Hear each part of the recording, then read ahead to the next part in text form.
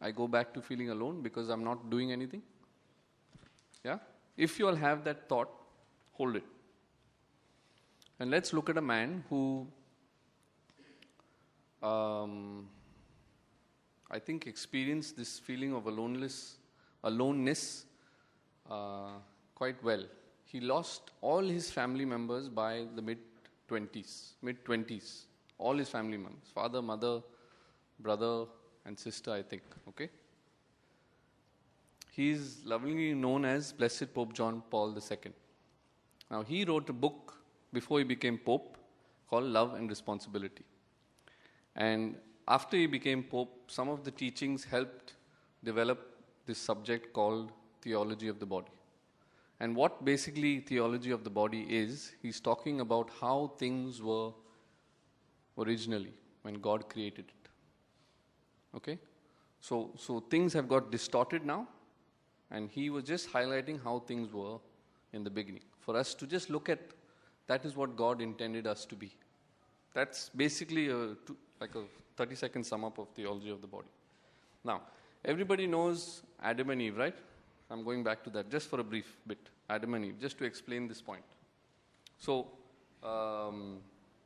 we know that God created Adam in his image and likeness of God, right? All of creation existed as a gift to Adam. And yet the first thing God said after creating Adam was, anybody knows? It is not good for man to be alone. First thing God said to Adam, okay? Now, God didn't say it is not good for man to be alone every moment of every day. He didn't say that. He just said it is not good for man to be alone. Okay? So, for Adam, when God created Adam, He created him to give of Himself. Okay? But there was a problem. Adam couldn't give to creation. Right? You can't give to a plant or a whale or whatever. You can't, right? You have to give to another person, a human person, right? So what did God do? And you've heard of this original sin, we've all heard, right? Original. Have you ever heard of this original solitude? Okay. I'm not making this up, this is in the theology of the body. So what is original solitude? Is this what Adam experienced? He wanted to give of himself, but there was no person that he could give. Right? Like we said, he couldn't give creation. So he had to have somebody to give. And now we all know the story, he had to give Eve. But who created Eve? Not Adam, right? God. So this original solitude led Adam, one, to wait, and two, to appreciate a gift from God. Okay? So two things happened with this original solitude which Adam experienced. This is what Pope John Paul said. Waiting and appreciate the gift.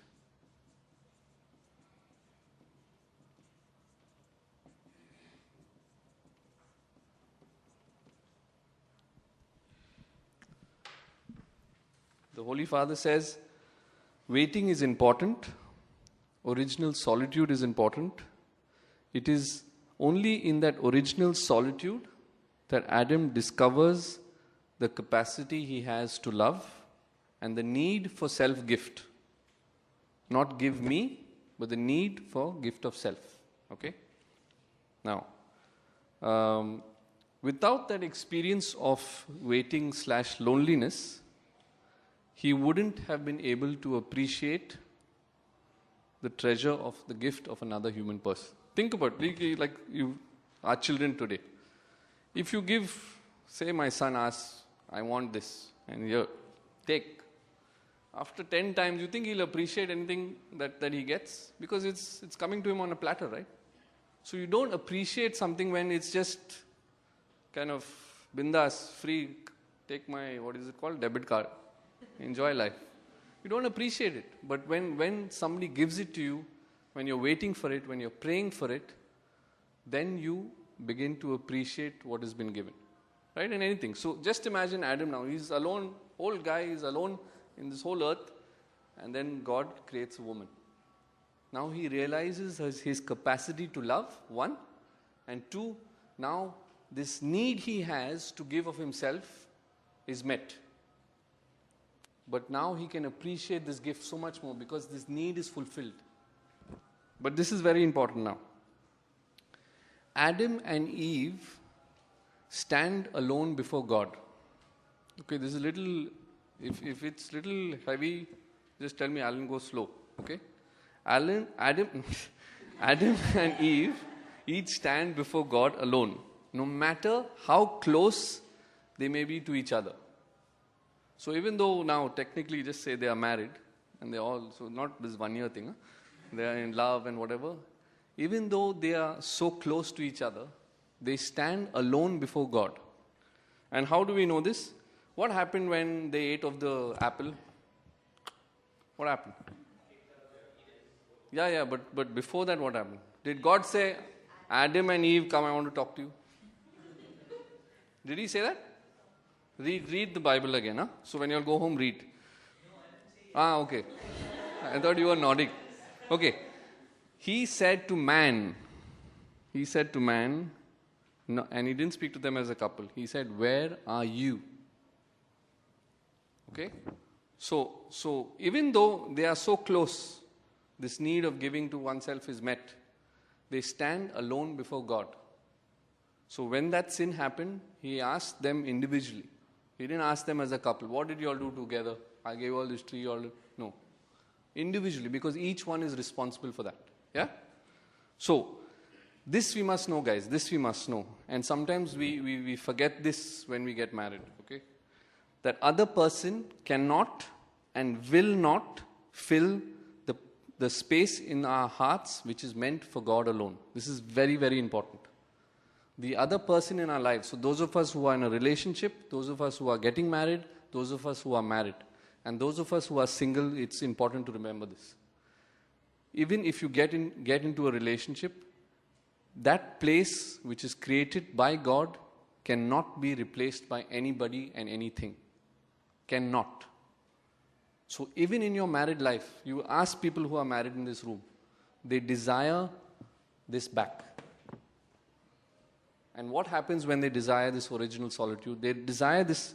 Sometimes there is a slight similarity to some of us, or if I can relate to it. So, suppose some of us are having a tough day at work. What do you want to do? You want some alone time. You want some time out. If you are having a fight with your partner, like me and my wife, I need some time alone to think about my capacity to love. That is original solitude. And that alone time is with God. You might not think it is. You might think it's my time. But that alone time, if you direct it properly, it is your one-on-one with God. Okay? So this original solitude is important. Why am I bringing it up? Because we as single have ample of this now. When you're married, I'm telling you, you will desire for this. You will desire for this like it's... And when you have a child, you'll desire for it even more. I've experienced it. It's not easy to give of self. You know, when I come home from work, sometimes driving from Abu Dhabi, my head is pounding. And my son is also pounding. But you have to just let go of yourself and go. So you will not get this time alone, much longer. So use it well. So our loneliness, I'm coming back to the original. Our loneliness can be a good thing. It helps us appreciate the gift of others in our lives. So who we want to give gift of self? Family, friends, work colleagues, volunteer in church. It helps us appreciate the gift of others. Okay? And more important yet, it helps us get in touch with our need for God. But that's only when we use loneliness. I like this a lot. We use loneliness. and not say, "War, man, I'm alone, yeah. Life is over, I'm alone." That is not using loneliness. We use loneliness. So use this time, guys. Use this time. Give of yourself. And I promise you, it will help you only. Okay? I like this. Sorry, when I read this, I liked it. So we need to be alone in order to realize that we're not alone. Cool, huh? We need to be alone in order to realize that we're not alone. And in fact, I think some of us desire this. And I shared this time when we need to, if we're having a tough day, some of us like to drive. Yeah? So that's our alone time. That's a time with God. Okay? So remember this. Original solitude is a time to rediscover our capacity to love and our need to give of self. It is a need. God has planted this need in us. Okay? If you only want to receive, it gets a bit stale after some time. Believe me. I mean, not only you, but you see what happens to your friend circle. If everything is, give me, bring it here, I'm the king, give me. You'll see in your friend circle, they'll figure out sometime that this guy is not. Think about when you help your friends, isn't that much more than when I say, please come, I need. When you go out and help, they appreciate you more. You go up in the rank of their friendship, right? In this year of faith, Pope Benedict says, the door of faith is always open for us, ushering us into a life of communion with God. Now, sometimes you don't, like, for me to understand this, I thought of my boss who said, I have an open door policy, which means what? Anytime you want, you can come in. I have not once done it, but they have this thing now. It's a very corporate terminology, open door policy. But this is what God is saying. Remember this picture we used to see at least when I was young, Jesus knocking on the other side? The door is open. It is up to us. The Holy Father is saying this door is open, door of faith is open. It is up to us to enter so we get into communion with God. Okay? Okay, I thought I'd end with this. I heard it today at Mass and I thought, hey, this is a very short gospel. But I thought it's so pertinent to today. Yeah?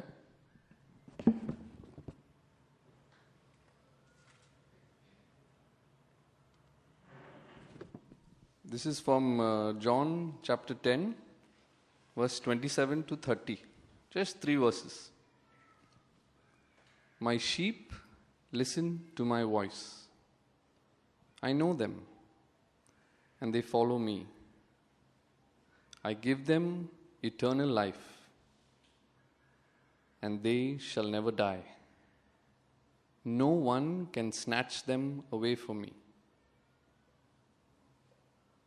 What my Father has given me is greater than everything, and no one can snatch them away from the Father's care. The Father and I are one.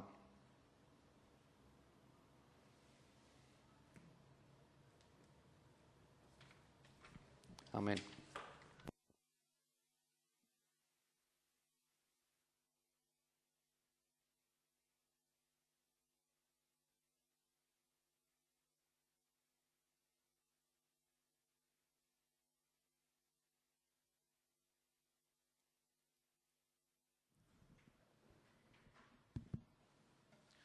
Thank you, Allan.